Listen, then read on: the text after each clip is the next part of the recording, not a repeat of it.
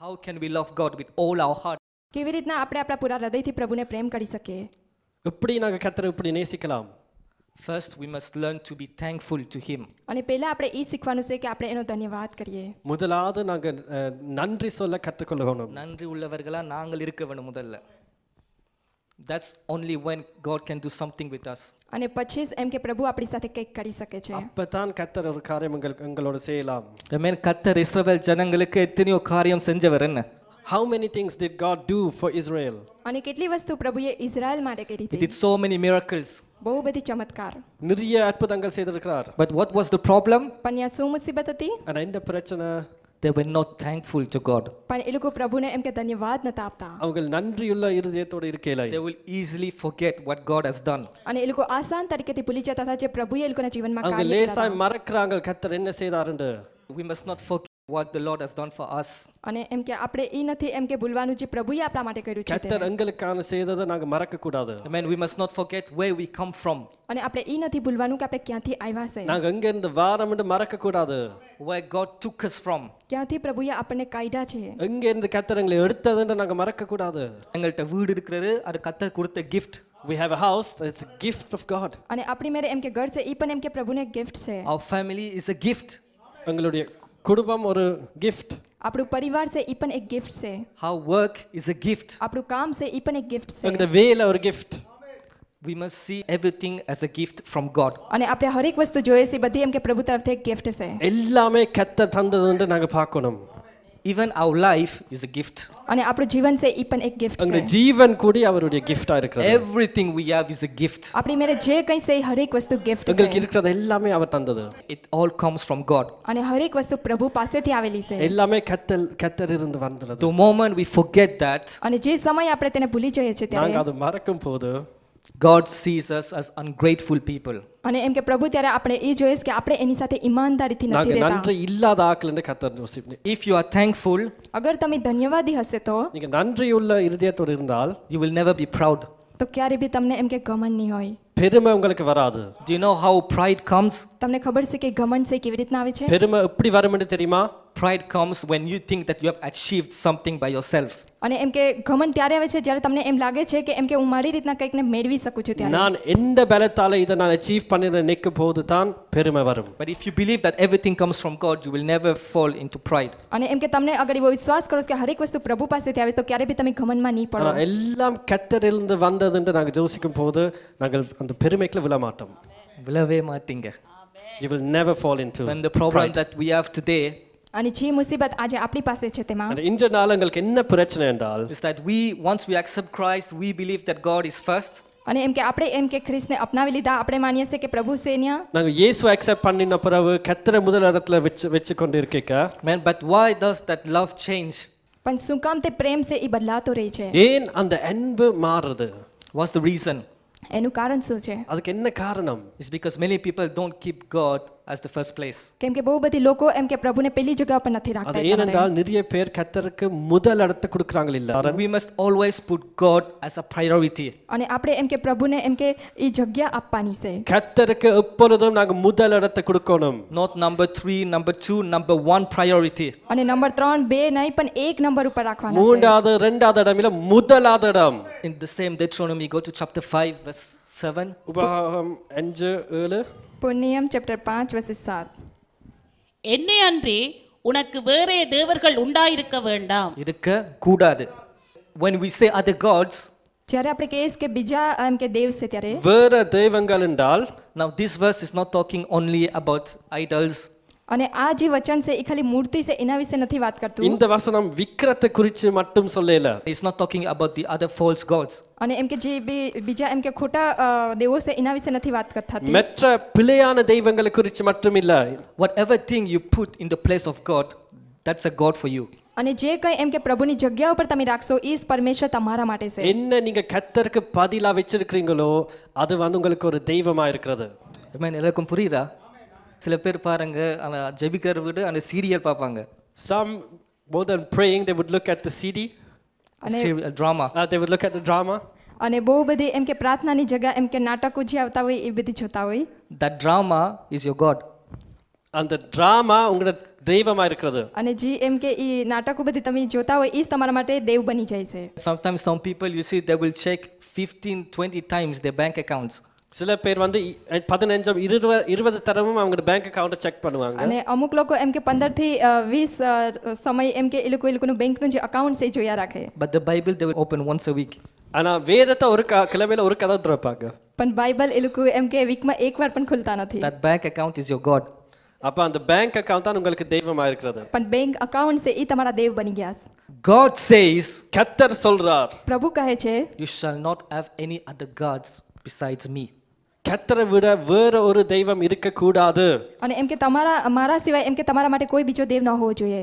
No Netflix, Netflix இல்ல, બીજું કોઈ એમ કે જોવાના નહીં, not Instagram, இன்ஸ்டாகிராம் இல்ல, not social media. Social media இல்ல, કોઈ સોશિયલ મીડિયા નહીં. Anything that takes more time for you than praying is a God. ஜெபிக்கிறதுக்கு விட கூட நேரம் உங்களுக்கு எடுக்கிறதோ அது வந்து உங்களுக்கு ஒரு தெய்வமா இருக்கிறது. અને એમ કે તમે પ્રાર્થના કરો એનાથી બી વધારે જે વસ્તુમાં તમે એમ કે સમય કાઢો એ તમારા માટે એમ કે પ્રભુ બની જાય There છે. are things that we need to leave today. சில காரியங்கள் நாங்க இன்றைய நாள்ல இருந்து நாங்க விட்டு விடணும். એ લોકો એવું વિચારે છે કે અમે આજે પણ એમ કે જીવીએ છે. Whatever distracts you from praying, you have to leave it today. என்ன ஜெபத்துல இருந்து உங்களை டிஸ்ட்ராக்ட் பண்ணுதோ அது இன்றைய நாளை விட்டு விடுங்க. અને જે વસ્તુ તમને એમ કે રૂકાવટ કરે છે એને એમ કે તમે છોડી દેવ. પ્રાર્થનામાં જે રૂકાવટ કરે છે તેને You need to surrender your life to God. நீங்க உங்களோட வாழ்க்கையை கர்த்தருக்கு அர்ப்பணிக்க வேணும். તમારે તમારું જીવનને આજે એમ કે પ્રભુને અર્પણ કરી દેવાનું છે. Completely. முழுமையாய், પૂરી તરહથી, Completely. முழுமையாய். પૂરી તરહથી. Amen. The way you are now, நீங்க எப்படி சேர்ச்சில் இருக்கிறீங்களோ அதே மாதிரி தான் மிச்ச 6 நாட்கள்ல நீங்க இருக்க வேணும். The way how you are right now in church, that's how you have to be in the next 6 days as well. અને એમ કે જેવી રીતના હમણાં એમ કે તમે ચર્ચની અંદર છે એવી જ રીતના 6 દિવસ તમારે એવી જ રીતના રહેવાનું છે. Amen. There is no need to live a drama life. ஒரு டிராமா வாழ்க்கைன்னு வாழ தேவையில்லை. અને જે આ એમ કે નાટકનું એમ કે જીવન છે એવું જીવન નથી જીવવાનું. God expects us to be true. கர்த்தர் நாங்கள் உண்மையா இருக்கணும்னு எதிர்பார்க்கிறார். અને એમ કે પ્રભુ આપણને ચાહે છે કે આપણે એમાં સત્યતાથી રહીએ. Now Jesus loved his family, he loved his mother. இயேசு அவருடைய குடும்பத்தை நேசித்தார், அவருடைய அம்மாவை நேசித்தார். ઈસુ એના પરિવારને પ્રેમ કરતા હતા, એની માતાને પ્રેમ કરતા હતા. But even though he loved spending time with his disciples. அவருடைய சீஷரோட டைம் ஸ்பெண்ட் பண்றது சிலவழிக்கிறது அவருக்கு மிகவும் விருப்பம். પણ એ બહુ બધી સમય હતો એ એના શિષ્યોની સાથે કાઢતા His હતા. disciples were his only friends. அவருடைய சீஷர் தான் அவருடைய ஃப்ரெண்ட்ஸா இருந்தது. એ લોકોના શિષ્ય હતા એ ખાલી મિત્ર હતા. But above that, and அதுக்கு மேல પણ એનાથી વધારે he will always put his father in priority. அவருடைய அப்பாக்கு முதலிடம் அவர் கொடுப்பார். અને એના પિતાને એમ કે એ પહેલી જગ્યા ઉપર રાખતા હતા. That's why sometimes it might be hard. அதனால தான் சில நேரம் கஷ்டமா இருக்கும். અને એટલા માટે અમુક સમય એમ કે બહુ મુશ્કેલ થઈ જાય છે. Especially young people, you think that if you come into ministry you have to sacrifice so much. குறிப்பா வாலிப பிள்ளைகளுக்கு நீங்க ஊழியத்துல வரைக்கும் நீங்க நிறைய sacrifice பண்ணணும். ખાસ કરીને એમ કે જવાન લોકો છે நிறைய காரியங்கள். ખાસ કરીને જવાન લોકો છે એના માટે એમ કે જ્યારે એમ કે આ મિનિસ્ટ્રીમાં આવે ત્યારે લોકોને બહુ બધી વસ્તુ બલિદાન કરવી நீங்க પડે. நினைக்கலாம் நிறைய காரியங்கள் நாங்க sacrifice பண்ண வேண்டும்னு. You will think that you might have to sacrifice a lot. તમે કદાચ એમ કે વિચારતા હશે કે બહુ બધી એમ કે વસ્તુ બલિદાન કરવી પડે. But life, we don't live an eternal life here. ஆனா நாங்க இங்க ஒரு இட்டர்னல் வாழ்க்கை நாங்க வாழல. પણ આપણે અહીંયા અનંત જીવન નથી જીવવાના. We live a short life here. ஒரு சின்ன வாழ்க்கை தான் இங்க நாங்க வாழ்றோம். અહીંયા આપણે એમ કે થોડોક સમય માટે એમ કે જીવવાના છે. சில பேர் நல்ல பிளான் பண்ணுவோம், 50 வயசுல இப்படி இருக்கணும், 60 வயசுல இப்படி இருக்கணும், 62ல பென்ஷன் எடுத்து சும்மா இருக்கணும். Many people plan, okay, but with 50 I have to be like this, at 60 like this, 62 I have to take a pension. અને એમ કે બહુ બધી લોકો એમ કે વિચારે 50માં 60 વર્ષના થાય ત્યારે આવી રીતના અને પછી ઉંમર થઈ જાય પછી એમ કે પેન્શન મળે. Only God knows what's going to happen tomorrow. கர்த்தருக்கு மட்டும் தான் தெரியும் நாளைக்கு என்ன நடக்கும் என்று. ખાલી પ્રભુને ખબર છે કે એમ કે કાલે શું થવાનું છે. So there is, let's go to Luke. லூக்கால நாங்க பாப்போம். આપણે Chapter છે 22 லூக்கா 22 લુક ચેપ્ટર 22 from 39.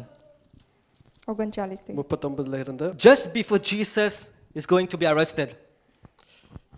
இயேசுவை அவங்க பிடிக்கிறதுக்கு முதல் અને ઈસુને એમ કે પકડી લેવામાં આવે એના પહેલા Just few moments before, ஒரு சில மொமெண்ட்ஸ்க்கு முதல் થોડોક સમય પહેલા Jesus goes and prays. இயேசு ஜெபிக்கிறார். ઈસુ જાય છે અને પ્રાર્થના Now કરે he છે. goes with his disciples, and then he goes alone. அவருடைய சீஷர்கள் கூட்டிக் கொண்டு போய் பின்ன தனியே போய் ஜெபிக்கிறார். અને શિષ્યો સાથે જાય પણ અહીંયા એ એકલા પછી જાય. And that's his usual place to pray. அது அவர் நார்மலான இடமா இருக்குது அவர் ஜெபிக்கிற இடமா இருக்கிறது અને એ ત્યાં હંમેશા એમ કે પ્રાર્થના કરતા. And remember, Jesus knows what's going to happen. He knows it. இயேசுக்கு தெரியும் என்ன நடக்க போகுதுன்னு அவருக்கு வடிவா தெரியும் અને ખાલી ઈસુ જાણતા હતા કે શું થવાનું છે. Look at how Jesus prayed.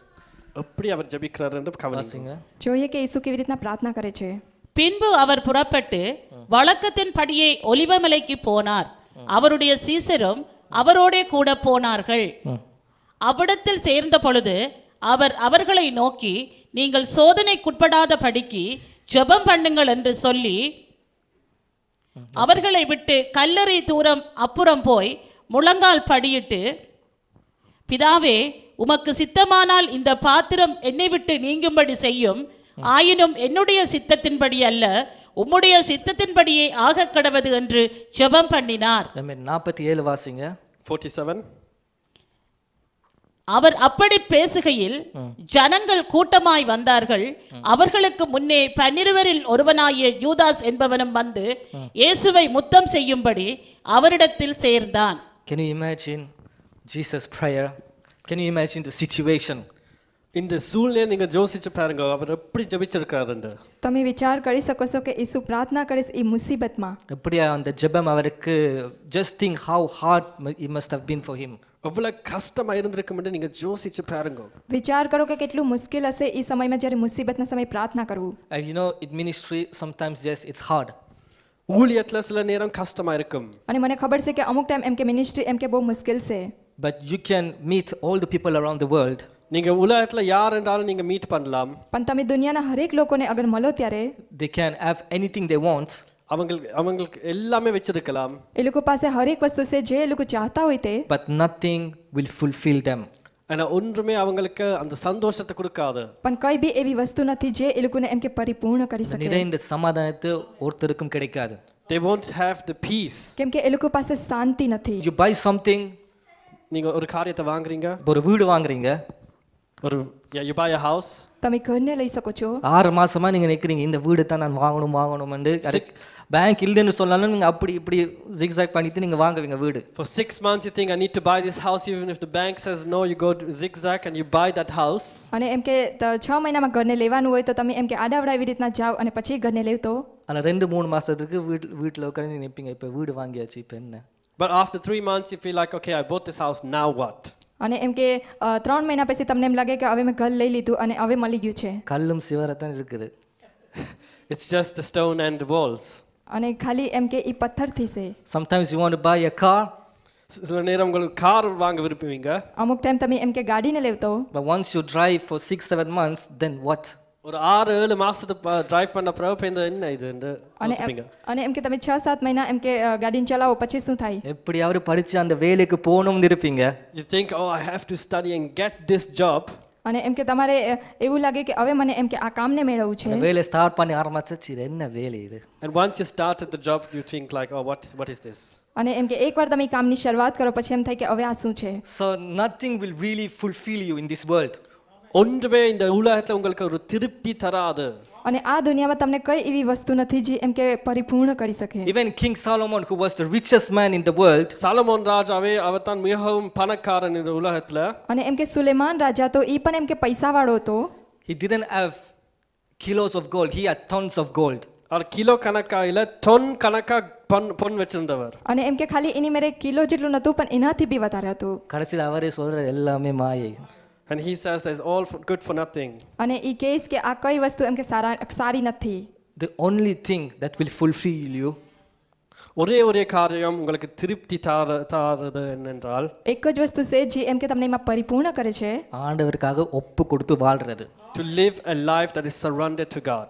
અને એવું જીવન જીવો જે તમે પ્રભુને અર્પણ કરી દેવો. Because even Jesus, I'm sure that Jesus didn't want to go through all this.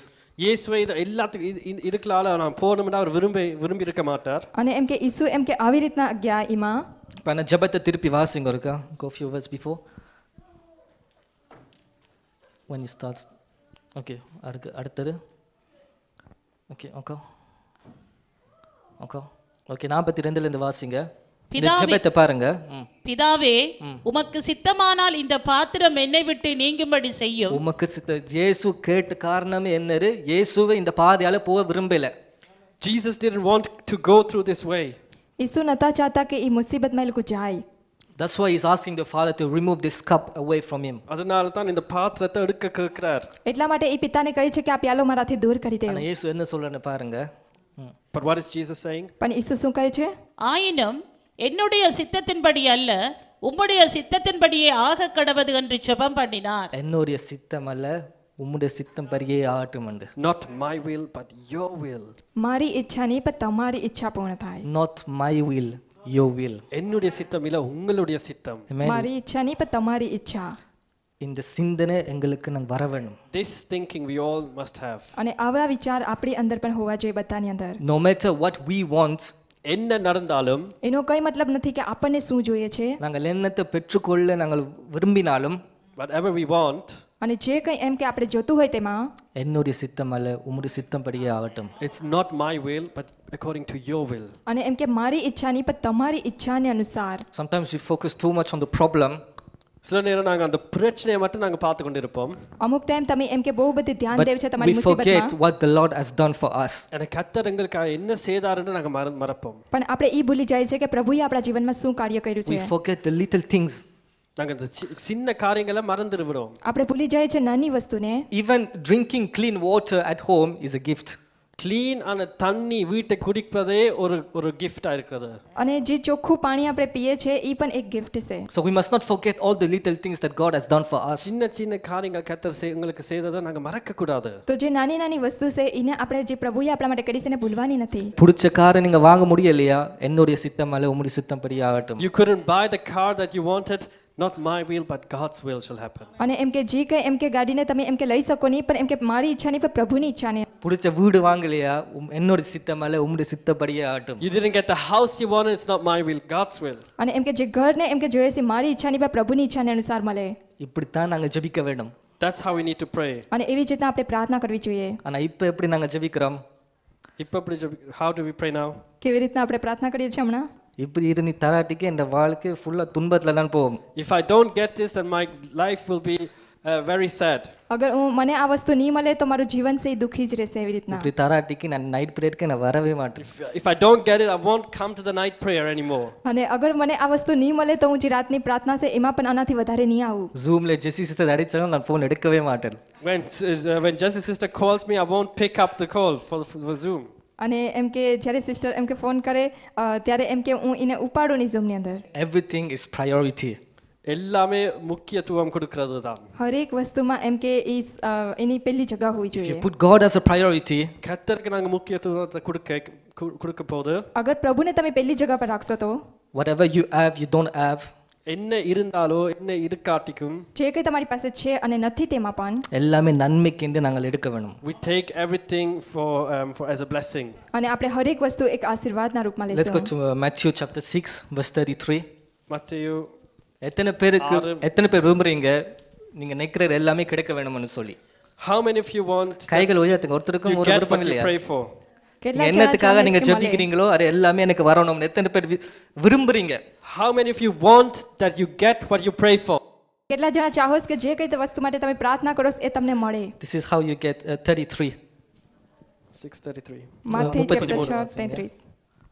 வாசிங்க. முதலாவது தேவனுடைய ராஜ்யத்தையும் அவருடைய நீதியையும் தேடுங்கள் அப்பொழுது இவைகள் எல்லாம் உங்களுக்கு கூட கொடுக்கப்படும். அப்பவைகள் உங்களுக்கு இவைகள் எல்லாமே கொடுக்கப்படும். இவைகள் என்னது? உங்க விருப்பங்கள் தான். And all these things will be added to you. What are these things? That's what you want. અને આ હરેક વસ્તુ તમને મળશે જે કંઈ તમે ચાહો છો God તે. gives you a clear instruction. clear ஆன instruction கர்த்தர் தாரார் உங்களுக்கு இங்க. પ્રભુ તમને સાફ રીતે તે વસ્તુને આપશે. You want me to give you what you want? உங்களுக்கு நீங்க கேக்குறத நான் உங்களுக்கு தரணுமா? તમે ચાહો છો કે જે તમે ચાહો છો તે વસ્તુને હું આપું તમને? First seek me என்னைய முதல் தேடு. પહેલા મને ગોતો and my righteousness. என்னுடைய நீதியையும். અને મારા ન્યાયપણાને. Do you know why God put his kingdom and his righteousness? ஏன் என்னுடைய ராஜ்யமும் நீதியும் போட்டிருக்கான்னு தெரியுமா? શું કામ પ્રભુએ એમ કે એના રાજ્યને અને એના ન્યાયપણાને એવી રીતના રાખ્યા છે? அவரை தேடி அவருக்காக உண்மையாக நாங்கள் இந்த உலகத்தில் நாங்கள் வாழ வேணும். It means we have to look for him and we have to live faithful to him. અને આપણે એને જોવાનું છે અને એની સાથે આપણે વિશ્વાસુ રહેવાનું છે. நாங்கள் எடுக்கிற முடிவுகள் எல்லாமே கர்த்தருக்கு பிரியமா இருக்க வேணும். All our decisions we take have to please God. અને આપણે જે કંઈ યોજના બનાવીએ એમાં પ્રભુ પ્રસન્ન થવા જોઈએ. Not to please your neighbor. உங்களுடைய நேபரை பிரியமா இருக்கிறதுக்கு இல்ல. અને એમ કે તમારા પડોશી પ્રસન્ન થાય એવું નહીં. Not to please your friends. உங்களுடைய ஃப்ரெண்ட்ஸுக்கு பிரியமா இருக்கிறதுக்கு இல்ல. તમારા મિત્રો પ્રસન્ન થાય એવું નહીં કરવાનું. We need to live a life that pleases God. கர்த்தருக்கு பிரியமா இருக்கிற ஒரு வாழ்க்கையை நாங்க வாழணும். અને તમારે એવું જીવન જીવવાનું છે જેનાથી પ્રભુ પ્રસન્ન થાય. You see, many people are seeking the kingdom. நிறைய பேர் கர்த்தருடைய ராஜ்யத்தை தேடுறாங்க. અને બહુ બધી લોકો એમ કે પ્રભુના રાજ્યને ગોતે છે ત્યારે But they forget the king. ஆனா அவர் ராஜாவை மறக்கறாங்க. પણ લોકો ભૂલી જાય છે જે રાજા છે તેને. கர்த்தருக்காக ஊழியம் செய்யணும்னு நிறைய பேர் விருப்பம் இருக்குது, உண்மைதான். Many want to do ministry for God. બહુ બધી લોકોને એમ કે મિનિસ્ટ્રી કરવી છે પ્રભુ માટે. ஆனா கர்த்தர் இல்லாம நிறைய பேர் ஊழியம் செய்றாங்க. But many do ministry without God. પણ બહુ બધી લોકો મિનિસ્ટ્રી કરે છે પ્રભુ વગર. If you seek him, நாங்கள் அவரை தேடும் போது અગર તમે એને ગોતશો તો he will give you the rest. எல்லாமே அவர் உங்களுக்கு கூட தருவார். તો હરેક વસ્તુ તે તમને આપશે. I mean, you know why nobody should take God's place in your heart? வேற யாரும் கர்த்தருடைய இடத்தை எடுக்க கூடாது உங்களுடைய இதயத்துல. કોઈ પણ તમારા હૃદયની અંદર બીજી જગ્યા ન લઈ શકે. நீதிமொழிகள் எடுப்போம். Proverbs chapter 3 નીતિ વચન ચેપ્ટર 3 verse 5. verses 5. 3 நீதிமொழிகள் 3:5. உன் சுய புத்தியின் மேல் சாயாமல் உன் முழு இருதயத்தோடும் கர்த்தரில் நம்பிக்கையா இருந்து தொடர்ந்து வாசிங்க. உன் வழிகளில் எல்லாம் அவரை நினைத்துக்கொள், அப்பொழுது அவர் உன் பாதைகளை உன் செவ்வாய்ப்படுத்துவார். வழிகள் எல்லாம், நீங்க எங்க போனாலும், Wherever you go. જ્યાં કંઈ તમે જાઓ ત્યાં என்னோட ஒருத்தரும் பேசுறாங்களே நடத்துறாங்களேன்னு நாங்க திங்க் பண்ணக்கூடாது. You can't think, oh, they are not talking, they are not doing. એમ નથી વિચારવાનું કે એમ કે એ લોકો વાત નથી કરતા, એ લોકો કંઈ નથી God is કરતા. there to guide you. கர்த்தர் தான் உங்களை வழி நடத்துவார். પ્રભુ ના છે જે આગળ લઈ જશે. God should be the only one to guide you. கர்த்தர் மட்டும் தான் உங்களை வழி நடத்தணும். પ્રભુ જ એક છે જે તમને અગવાઈ કરશે આગળ. Trust him and lean not on your own understanding. அவரே நம்புங்க, உங்களோட அண்டர்ஸ்டாண்டிங்ல சாய வேணாம். પ્રભુ પર ભરોસો રાખો અને તમારી ખુદની உங்களோட અક્કલથી சுய નહીં ચાલો. புத்தியில நீங்க சாயக்கூடாது. Amen. Not on your own knowledge. சுய તમારી புத்தியில ખુદની બુદ્ધિથી નહીં. சாயறவள் எப்படி இருப்பாங்க தெரியுமா? You know how those are who lean on their own knowledge? અને તમને ખબર છે કે જે લોકો પોતાની બુદ્ધિથી ચાલતા હોય એ કેવા લોકો હોય? காலையில எழும்போது அந்த கண்ணாடியில உங்களை பார்க்கக்குள்ள உங்களே நீங்க தெரியல, உங்க பிரச்சனை தான் தெரியுது உங்களுக்கு கண்ணாடியில. When they wake up in the morning and they look into the mirror, they don't see themselves, they only see their problems. અને જ્યારે એ લોકો ઉઠે ત્યારે એમ કે એ લોકો આડીસાની સાંભે જોઈએ, એ લોકો ખુદને જોઈ નહીં, પણ એ લોકોની મુસીબતને જોઈ. சில பேர் கண்ணாடியில தாங்கள் பார்க்கறதே பிடிக்காது சில பேருக்கு. Sometimes don't like to see what they see in the mirror. અને એ લોકો અમુક ટાઈમ એ નથી જોતા જે એ લોકોને એમ કે આડીસામાં દેખાય તે વસ્તુ. Why? Because they don't see themselves, they see all their problems. ஏன்னா அவங்க தங்களை பார்க்கறாங்களா, அவங்களுடைய பிரச்சனைகளை தான் பார்க்கறாங்க. શું કામ? કેમ કે એ લોકોને ખુદને નથી જોઈ શકતા, પણ એ લોકોની મુસીબત જ એને દેખાય છે. இதுதான் சுய புத்தியில சாயிறது. This is leaning on your own knowledge. અને એમ કે આનો મતલબ એ છે કે તમારી ખુદની એમ કે બુદ્ધિ છે. நீங்க கண்ணாடியில உங்களை பார்க்கும்போது உங்களுக்குள்ள இருக்கிற கர்த்தர் உங்களுக்கு தெரிய வேணும். When you look into the mirror, you have to see the God inside you. અને એમ કે જ્યારે તમે એમ કે આડીસાની સામે જાઓ ત્યારે પ્રભુ તમારી અંદર છે એવી રીતના જોવું જોઈએ. When you see yourself, you have to say, I am saved because of God. நீங்க கண்ணாடியில பார்க்கும்போது நீங்க சொல்லணும், நான் ரட்சிக்கப்பட்டேன் என்ற கர்த்தரினால. અને જ્યારે તમે આડીસામાં જાઓ ત્યારે તમારે એમ વિચારવાનું કે એમ કે હું બચી ગયો છું તો એમ કે પ્રભુના You have to કારણે. smile in the mirror because you know your Father will take care of your problems. நீங்க உங்களை பார்த்து சிரிக்க வேணும் என்ற கர்த்தர் உங்களை கவனிக்கிறார் என்று. તમારે આડીસાની એમ કે હસવાનું છે અને એમ કે પ્રભુને સામે જોવાનું છે. நிற்க கூடாது, எல்லாமே முடிஞ்சது, Don't think, oh, all is done. અને એમની વિચારવાનું કે બધી વસ્તુ થઈ ગઈ છે, எல்லாமே போச்சு. All is gone. હરેક વસ્તુ ચાલી ગઈ છે. பேங்க்கும் ஏமாத்திட்டாங்க, இன்சூரன்ஸும் ஏமாத்திட்டாங்க. They changed this, they changed my insurance. એ લોકોએ એમ કે ઇન્સ્યોરન્સનું બધી કરી નાખ્યું. No. உங்களுக்குள்ள இருக்கிற கர்த்தரை நீங்க பார்க்க வேணும். You have to see the God inside you. તમારે એવી રીતના જોવાનું છે કે પ્રભુ એમ કે મારી અંદર છે. சுய புத்தியில நாங்க சாயக்கூடாது. Not leaning on your own understanding. તમારી ખુદની એમ કે અક્કલથી નહીં ચાલો. Whatever the problem. என்ன பிரச்சனை என்றாலும். ગમે એવી મુસીબત હોય. And I'll tell you one thing to the youngsters.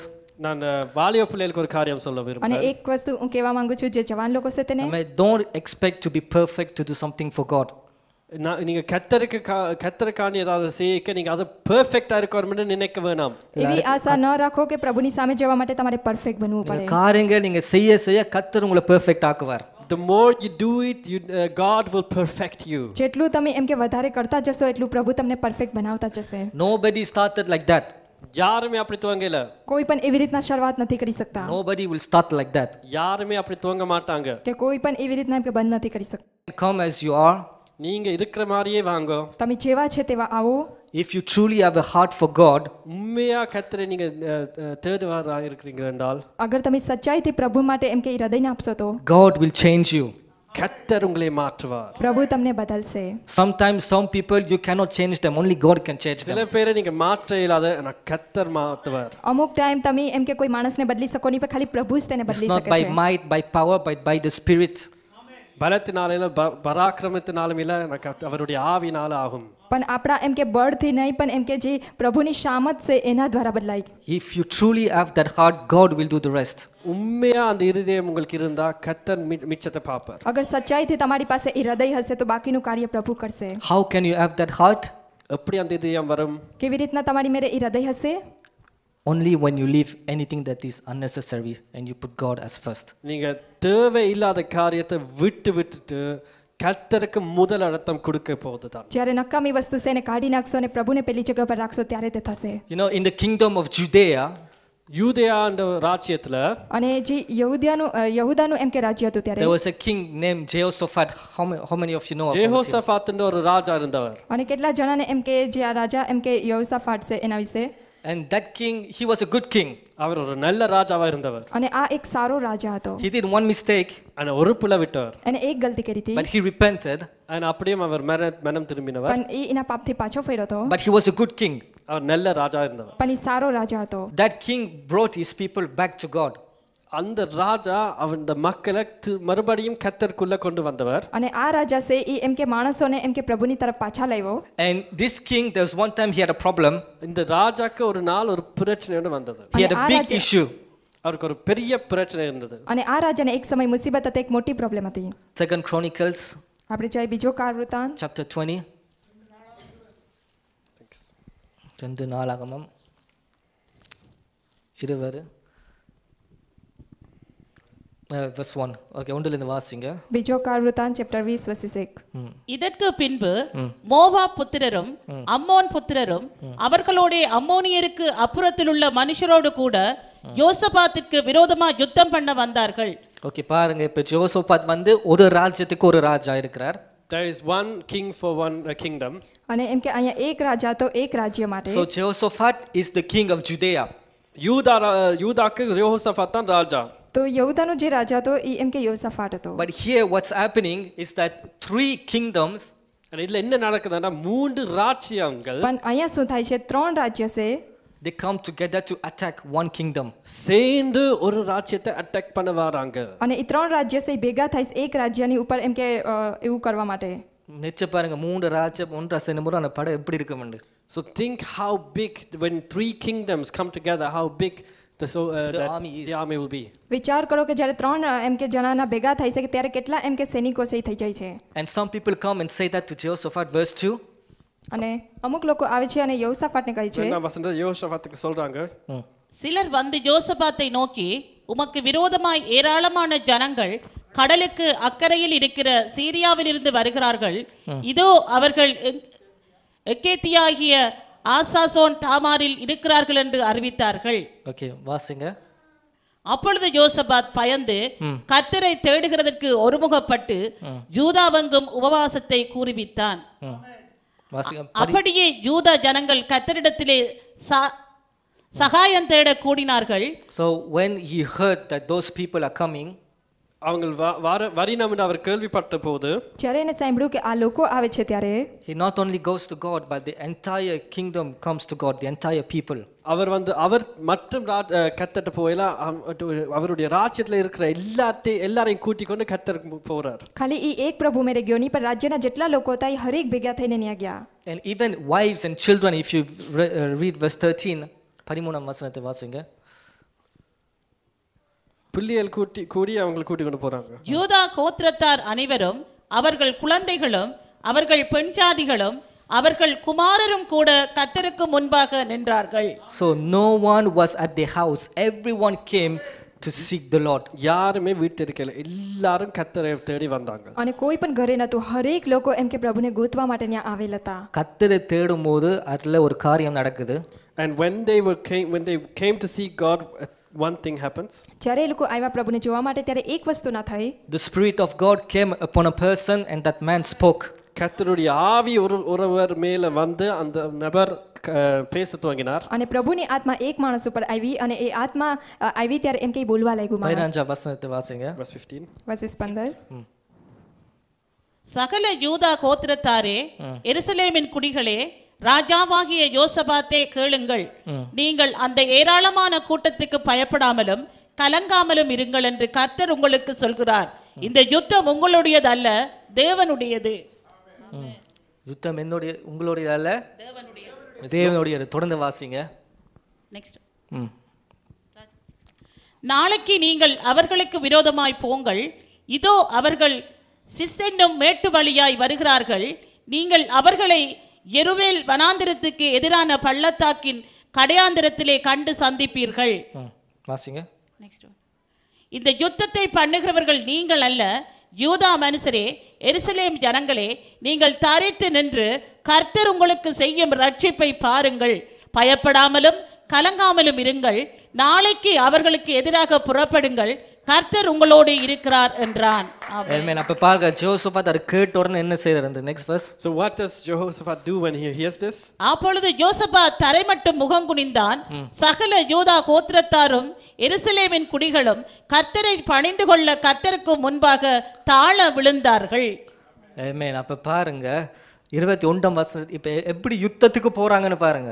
Verse 21. See Verse how they 21. go to war? பின்பு அவன் ஜனத்தோட ஆலோசனை பண்ணி பரிசுத்தமுள்ள மகத்துவத்தை துதிக்கவும் ஆயுதம் அணிந்தவர்களுக்கு முன்னாக நடந்து போய் கர்த்தரை துதியுங்கள், அவர் கிருபை என்றும் உள்ளதென்று கர்த்தரை பாடவும் பாடகரை நிறுத்தினான். Amen. You know, sometimes when you have problems, சில நேரம் உங்களுக்கு பிரச்சனை வரும்போது તમને ખબર છે કે અમુક ટાઈમ જ્યારે મુસીબત હોય ત્યારે the only thing you can do is to worship God. நீங்க ஒரே காரியம் செய்யலாம், என்னடா கர்த்தரை நீங்க ஆராதிக்கலாம். અને ખાલી તમે એક જ વસ્તુ એ સમય કરી શકો છો, પ્રભુની ஒன்றும் આરાધના. சரி செய்ய முடியாத நேரத்துல If you can't do anything else, અને તમે એમ કે બીજું કઈ વસ્તુ કરી શકો નહીં તો worship God கர்த்தரை ஆராதிங்க. પ્રભુની આરાધના કરો and God will fight for you. கர்த்தர் உங்களுக்காக யுத்தம் செய்வார். અને પ્રભુ તમારા માટે યુદ્ધ કરશે. So now Jehoshaphat now takes his people இப்ப யோசபாத் வந்து அவருடைய ஜனத்தை கூட்டி செல்றார். અને હવે જે યહોશાફાટ છે એ એના માણસને લઈને જાય છે and going to the battle அவங்க யுத்தத்துக்கு போறாங்க. અને એ યુદ્ધ માટે જાય છે ત્યારે and look how he organizes his army. எப்படி அவர்ட்ட சேனையை அவர் ஆர்கனைஸ் பண்றான்னு பாருங்க. અને કેવી રીતના એ એના સૈનિકોને હરેક વસ્તુ કહે છે. and before all the soldiers go, அவங்களோட சோல்ஜர்ஸ்க்கு முன்பாக અને હરેક સૈનિકો એમ કે જાય એના પહેલા he sends worshippers. தேவனை தொழுகிற மக்களை அனுப்புறார். એ જેટલા પણ આરાધના કરવાવાળા છે એ લોકોને મોકલે છે. So the worshippers are going in front, அவர் கர்த்தரை தொழுகிற முதலாக போறாங்க. તો જે આરાધના કરવાવાળા છે એ પહેલા જાય છે, the soldiers are coming behind.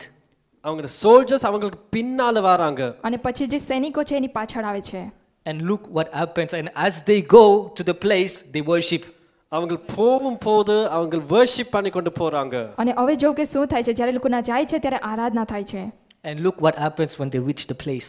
அவங்க அந்த இடத்தை அவங்க ரீச் பண்ணக்க என்ன நடக்குதுன்னு பாருங்க. અને એમ કે જ્યારે લોકો જગ્યા પર પહોંચે છે ત્યારે શું થાય છે. வாசிங்க. அவர்கள் பாடி துதி செய்ய தொடங்கின போது ஜூதாவுக்கு விரோதமாய் வந்து பதிவிருந்த அம்மோன் புத்திரரையும் மோவாபியரையும் சேயீர் மலை தேசத்தாரையும் ஒருவருக்கு விரோதமாய் ஒருவரை கர்த்தர் எழும்ப பண்ணினதனால் அவர்கள் வெட்டுண்டு விழுந்தார்கள். அப்ப பாருங்க, அந்த சேர்ந்திருந்த அந்த மூன்று ராஜ்யம் இவர் எப்படியாவது உடைக்கணும்னு சேர்ந்திருந்த மூன்று ராஜ்யம் தங்களுக்குள்ள ஒரு பிரச்சனை வந்து தங்களே அடிபட்டு செத்துட்டாங்க. You see, the three kingdoms that they came together to destroy them, they got a problem amongst them and they killed each other. અને એમ કે અહીંયા જોઈએ કે ત્રણ રાજ્યના લોકો ભેગા થાય, એટલા બધી ભેગા થાય કે એ લોકો એકબીજાને મારવા લાગ્યા. இது எப்ப நடந்தது? When does this happen? எப்ப பாரி துதி செய்ய தொடங்கினாங்களோ அப்பவே அவங்களுக்குள்ள ஸ்டார்ட் ஆயிட்டு. When they started to worship the Lord, that's when this problem started amongst them. જ્યારે લોકોએ આરાધના કરવાની શરૂઆત કરી ત્યારે આ મુસીબત ચાલુ થઈ ગઈ. நீங்க ஒன்றுமே செய்ய தேவையில்லை. You don't have to do anything. તમારે કઈ બી વસ્તુ કરવાની જરૂર நீங்க નથી. துரிச்சாலே உங்களை எதிரிகள் தங்களுக்குள்ளே வெட்டொண்டு அவங்க சாவாங்க. When you start to worship, your enemies will fight themselves. અને એમ કે જ્યારે તમે આરાધના કરશો તમારા દુશ્મન છે એ ખુદની જ રીતે લડાઈ કરવા લાગશે. And you know what happens when they reach, you see that's how God works. இப்படித்தான் கர்த்தர் வேலை செய்றார். અને તમને ખબર છે કે શું થાય છે એ જ વસ્તુ પ્રભુ ચાહે છે. கர்த்தர் ஒரு காரியத்தை செஞ்சாலே அது பெர்ஃபெக்ட்டா செய்வார். If he does something, he does it perfectly. અગર તમે કંઈ કરો છો તો એ એમ કે પૂરી તરહથી Verse થાય છે. 24. 24. Verses 24. யூதா மனுஷர் வனாந்தரத்தில் உள்ள சாம கூட்டண்டையிலே வந்து அந்த ஏராளமான கூட்டம் இருக்கும் திக்கை நோக்கி நிற்கிற போது இதோ அவர்கள் தரையிலே விழுந்து கிடக்கிற பிரேதங்களாக கண்டார்கள். ஒருவரும் தப்பவில்லை. ஒருவரும் தப்பவில்லை. No one escaped. કોઈ પણ એમ કે બચ્યું નહીં. ஒராளும் தப்பவில்லை. No one escaped. કોઈ પણ એમાંથી બચ્યું નહીં. Those people, those three kingdoms, when they came, அந்த மூன்று ராஜ்யமும் જ્યારે 3 રાજ્યના લોકો આવે છે ત્યારે when God destroy everyone, எல்லாருமே அவர் கர்த்தர் நிர்மூலமாக்கினார். પ્રભુએ હરેક લોકોનો નાશ કરી નાખ્યો. ஒராளும் தப்பில்லை. No one escaped. કોઈ પણ બચ્યું નહીં, એક બી નહીં. ஒராள் தப்பினாலும் ஆண்டவர் என்ன சொல்றீங்க வா எங்க போறேன்னு. Even if someone escaped, God would call him, where are you going? અને અગર કોઈ હશે તો બી தேவனுடைய પ્રભુ ஜனங்கள் બોલાવે. துரிச்சா கர்த்தர் மிச்ச காரியத்தை பாப்பார். If God's people worship, God will do the rest. અને પ્રભુના લોકો એની આરાધના કરો પ્રભુ બધું કાર્ય કરશે. அது மட்டும் இல்ல, And not only that, ખાલી એ જ વસ્તુ નહીં, அவங்கள்ட்ட இருக்கிற நன்மையும் கர்த்தர் உங்கள்ட்ட கொடுப்பார். all the good things they have will God give to you as well. અને જે વસ્તુ એ લોકો પાસે છે એ બી પ્રભુ તમને આપશે. அவங்க உங்களை எதிரிகள் உங்கள் தென்னத்தை களவு எடுக்கணும்னு பார்க்கறாங்களோ, Whatever your enemies are trying to steal from you, જે કંઈ તમારો દુશ્મન છે તમારી મેરેથી ચોરી કરવા માંગે છે તે அவங்க இடத்துல கர்த்தர் எடுத்து உங்களுக்கு தருவார். God will take from them and give it to you. પ્રભુ તેની પાસેથી લઈને તમને આપશે. You know that once they saw that everyone was dead, அவங்க எல்லாரும் அவங்க செத்துட்டாங்கன்னு பார்க்கும்போது જ્યારે એ લોકો જોઈ છે કે હરેક લોકો એમ કે મરી ગયા છે ત્યારે they did not go back empty handed. அவங்க வெறும் கையோட திருப்பி போகல. અને એ લોકો ખાલી હાથ નથી જતા. I mean 27. 27. 27. யோசபாத்தும் அவனுடைய ஜனங்களும் அவர்கள் உடைமைகளை கொள்ளையிட வந்தபோது அவர்கள் கண்ட ஏராளமான பொருட்களும் பிரேதங்களில் இருந்து உரித்து போட்ட ஆடை ஆபரணங்களும் தாங்கள் எடுத்துக்கொண்டு போகக்கூடாது இருந்தது. 3 நாளாய் கொள்ளையிட்டார்கள். அது அவ்வளவு மிகுதியாய் இருந்தது. Amen. பாருங்க அவங்கள்ட்ட இருந்த all the jewelries, all the diamonds, அந்த நகைகள் வைரம் અને અહીંયા જેટલું પણ એમ કે બધી જ્વેલરી ને બધું છે હરેક વસ્તુ લઈ எல்லாமே புடிங்க எடுத்தாங்க. they took all of that. એ લોકો હરેક વસ્તુ લઈ જાય છે. ஆனா அதுக்காக சண்டை பிடிச்சாங்களா? And did they fight for it? અને એ લોકો લડાઈ કરે છે. கர்த்தர் யுத்தம் செஞ்சவர். God fought for them. પ્રભુએ એના માટે લડાઈ કરી. கர்த்தர் என்ன சொல்ல, வந்து புறக்கிட்டு போங்கடா. God says just take it and go. અને પ્રભુ કહે છે કે લઈ લે અને ખાલી જાઓ. திருப்பி அவங்க ஜூதியாக போகும்போது யூதா ராஜ்யத்தின் ஒரு ஆளும் சாவே இல்லை. And when they went back to Judah, no one died from there. જ્યારે એમ કે યહૂદિયા તે લોકો જાય છે ત્યારે ના કોઈ પણ એમ કે નથી. திருப்பி வரும்போது கூட காரியங்களோட தான் வந்தாங்க. They just came with more things. અને એ લોકો ખાલી એમ કે જાજી વસ્તુની સાથે પાછા આવે છે. Whenever you are worried, நீங்க எப்ப கவலைப்படுறீங்களோ જ્યારે પણ તમે ચિંતા કરો છો ત્યારે உடனே நீங்க துதிங்க ஆண்டவரை. start to worship. ત્યારે આરાધના કરવાની શરૂઆત The કરો. moment you are worried about something, எப்ப உங்களுக்கு ஒரு கவலை வந்து வரும்போது જે સમયમાં તમે એમ કે કંઈક વસ્તુની ચિંતા કરો છો તેમાં praise the Lord கர்த்தரை துதிங்க. પ્રભુની સ્તુતિ કરો. and God will fight for you. கர்த்தர் உங்களுக்காக யுத்தம் செய்வார். எத்தனை பேர் விசுவாசிக்கிறீங்க கர்த்தர் எனக்காக யுத்தம் செய்ய வேண்டும் என்று? How many want God to fight for you?